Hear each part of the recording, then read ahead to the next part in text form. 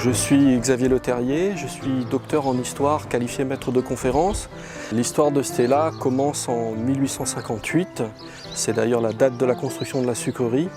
Un certain Apollodore Lesport et Frédéric Groscadet qui s'associent pour créer une usine dans les Hauts-de-Saint-Leu, puisqu'ils y ont étendu la culture de la canne et il manquait un centre usinier pour manipuler toutes ces cannes.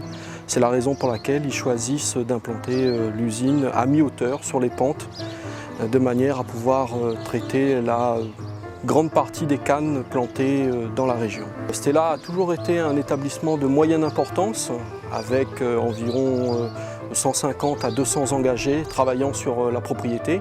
C'est important de le noter parce que Stella ayant été créé après l'abolition, après 1848, l'établissement sucrier de Stella Matutina n'a jamais connu l'esclavage. Stella connaîtra ensuite une histoire tout à fait classique, semblable à celle des autres établissements sucriers. Et plus tard, après rachat de la région, elle sera transformée en musée. Le précédent musée, après 20 ans d'existence, avait relativement mal vieilli. Et il était nécessaire de renouveler le discours muséal et en particulier de le recentrer sur ce pourquoi il avait été conçu à l'origine, c'est-à-dire un musée du sucre, un musée de la canne et des activités humaines qui s'y rapportent. À l'origine, souvent les usines sucrières sont le point de départ d'un village ou d'une agglomération.